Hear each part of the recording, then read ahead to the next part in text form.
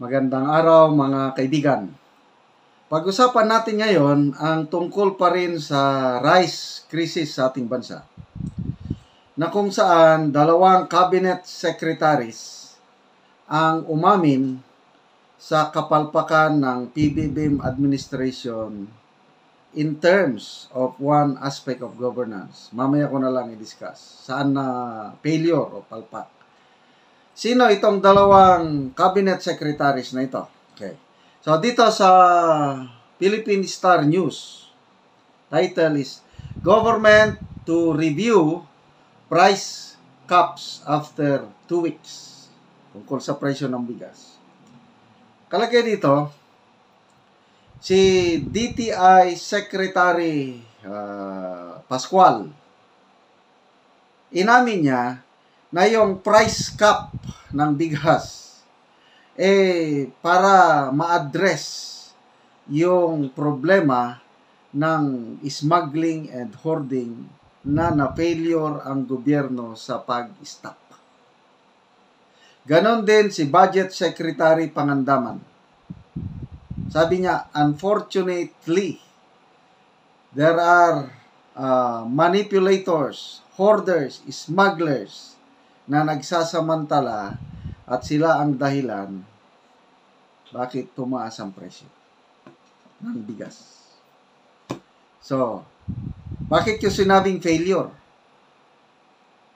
Kasi alam na ng PBBM admin matagal ng problema ito. At ang smuggling hoarding nagsisimula sa Department of Agriculture.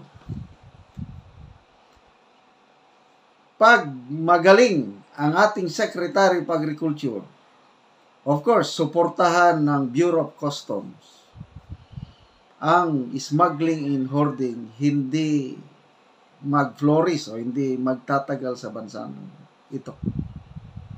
The fact na ang presidente, siya ang Secretary ng Agriculture, at the same time, presidente siya, under niyang Bureau of Customs. Tapos more than 1 year na siya sa kanyang opisina, lalong lumalala ang smuggling and hoarding. Ano yan? Maipagmamalaki ng administrasyong ito? Kaya sabi ko na yan ang number 1 na kapalpakan ng administrasyong ito. Mabuti naman at yes, una, umamin si PBBM at itong mga secretaries niya, umaamin na rin. That's the first step. Admit kung saan nagkukulang.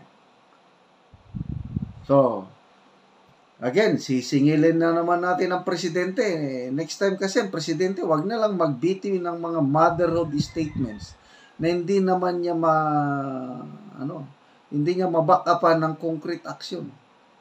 Ano yung motherhood statement niya? Nung SONA niya, nakakainis. Sabi niya, smugglers and hoarders, your days are numbered. Magto 2 months na mula nung SONA, wala pa ni isa ang nahuli o nakasuhan. Worst is yung kaso ng hoarding ng sibuyas noong December. Findings ng ombudsman, may kalukuhan na ginawa ang top officials ng DA, isang assistant secretary, tapos 4 others. Inimbestigahan ng NBI, hindi nagpakita yung Agriculture and Assistant Secretary, Christine Evangelista. Anong ibig sabihin nun? Malamya, bayot kung sa Bisaya ang ating gobyerno. So what for? Na ang presidente magmayabang, your days are numbered. Tapos may nabasa ba ako, narinig ko si Boying kasi DOJ, NBI ang inutusan ng Pangulo para imbestigahan, filean ng kaso ang mga smugglers and hoarders. Sabi ni Boying, it's not urgent daw. Walang urgency, walang time frame kung kailan nila matapos ang investigasyon at saka mag-file ng kaso. So, anong ibig sabihin nun? Yung days are numbered. Nako, may nabasa akong comment ng isang subscriber. Sir, sabi niya, yung motherhood statement na your days are numbered, hindi 2023 yun. Huwag kayong mag-apura. Bakit? Kasi up to 2028 yun. Yung smugglers, hoarders, your days are numbered. Nako, patay tayo niyan. Kung hanggang 2028, wala tayong magagawa. Mamamayagpag pa rin yung mga smugglers and hoarders. Bakit inutil? Bakit walang magawa ang gobyerno sa smugglers and hoarders? Kung ano ang iniisip nyo, parehas tayo. Ang mga padrino, mga boss ng mga smugglers and hoarders, nasa gobyerno. Nakaupo ngayon.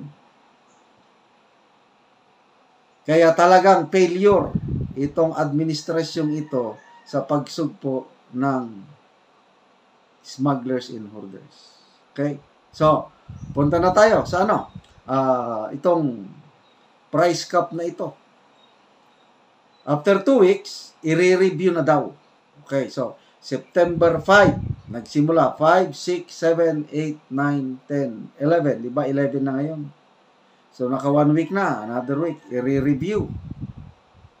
So, after review, ano kaya? Ang economic team managers, nagsalita na si Secretary Jokno na kahit hindi sila kinonsulta sa paglagay ng price cap sa bigas, tinatanggap na lang nila, okay, they still support as long na hindi magtatagal. So, after 2 weeks, ano sa tingin nyo? I-lift up na ba ang price cap? Palagay ko, hindi pa eh.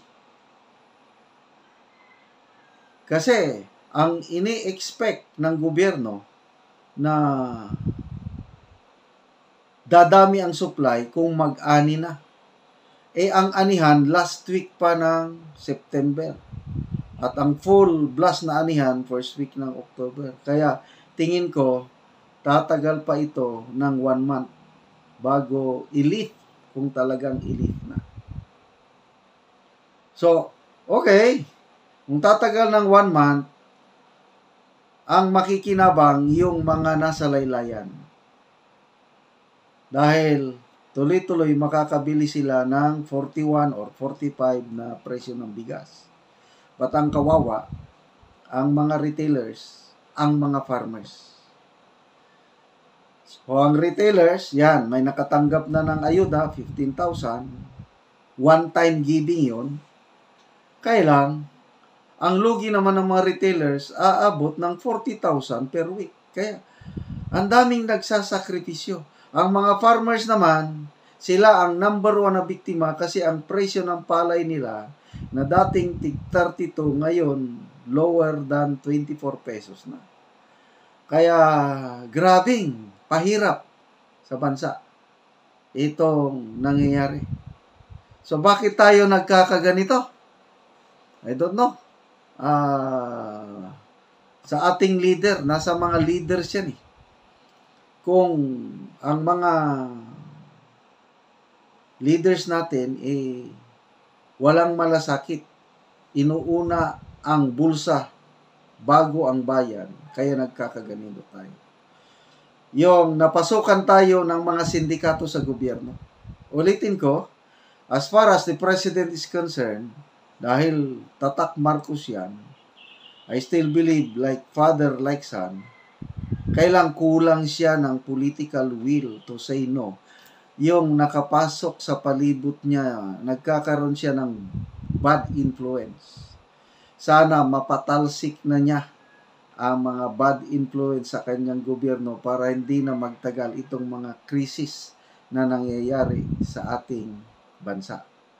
So, panawagan, let's pray for our government leaders kasi yun po ang turo ng ating Panginoon.